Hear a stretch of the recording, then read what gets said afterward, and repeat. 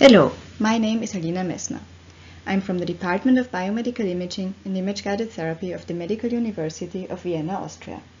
Today, I will talk about the association of liver volume with anthropometric parameters and estimated liver function parameters derived from MRI.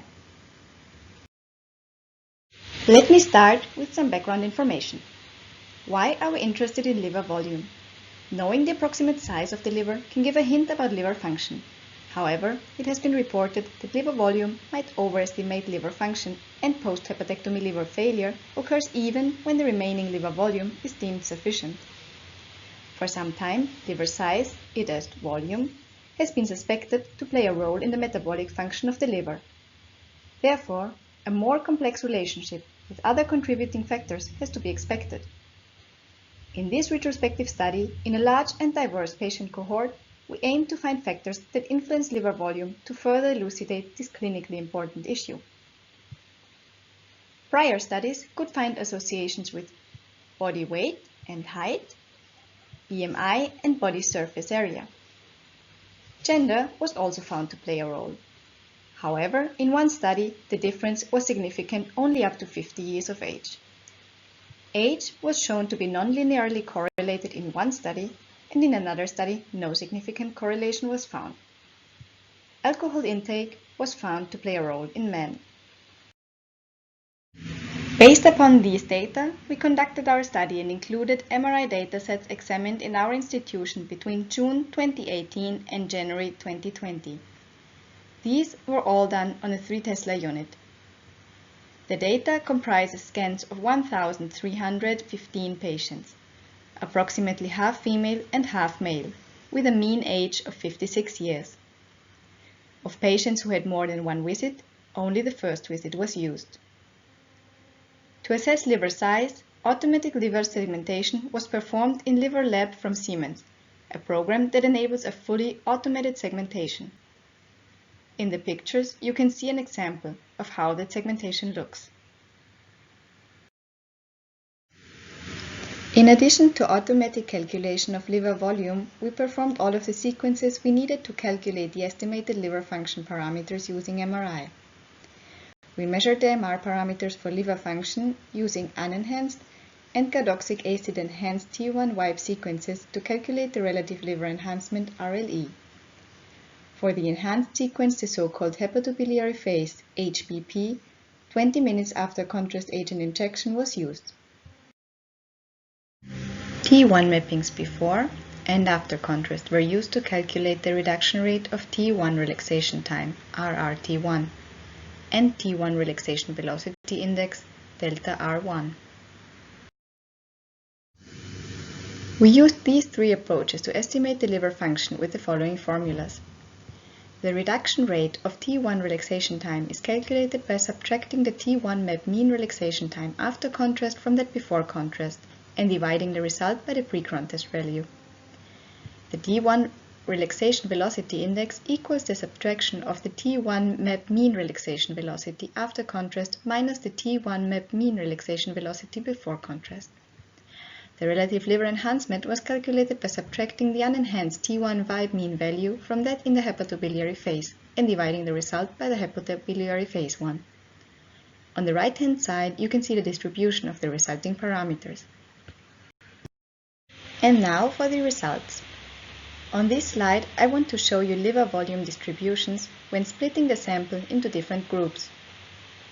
As already mentioned, we had a rather equal amount of men and women in our cohort. As is visible here, women tended to have less liver volume, and in men there seems to be a larger range. Next, we have the age groups over and below 50 years of age, where nothing very obvious can be seen. Splitting the group based on BMI revealed that first, there were many overweight subjects in our cohort, and second, overweight people, at first glance, seemed to have larger liver volumes. The last two parameters we were interested in were the prevalence of cirrhosis and signs of portal hypertension. In both cases, the prevalence of these factors seemed to indicate higher liver volume. Looking at the Univariate analysis, these suspicions were all confirmed. For each comparison, a student's t-test was done, and just for the BMI groups, an ANOVA with Tukey's HSD post-hoc analysis was performed. Other than that, the p-values are not corrected for multiple testing. Testing revealed, on average, about a 300 ml higher liver volume in male than in female subjects. Between BMI groups, the biggest difference of over 200 ml was found in the step between normal weight and overweight subjects, but all differences were significant. The prevalence of cirrhosis led to a larger liver volume by 90 ml, while in cases with signs of portal hypertension, the liver volume was around 250 ml higher. Further, we were interested in the correlation between the estimated MR liver function parameters and the segmented liver volume. We performed partial correlations to control for the other parameters when checking for one, to see what is added by the specific parameter.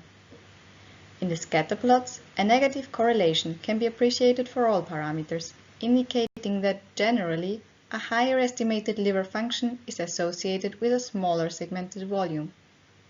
This relationship changed for the reduction rate of T1 relaxation time after controlling for the other two parameters. The strongest correlation was found to the T1 relaxation velocity index with a correlation coefficient of minus 0.345. Last, we modeled the segmented liver volume by stepwise multiple regression analysis, using the same parameters as in the Univariate analysis: BMI, gender, age, prevalence of cirrhosis, and signs of portal hypertension. We did this for 3 groups. One time for all included patients, one time for those below the age of 50 years, and one time for those above the age of 50 years.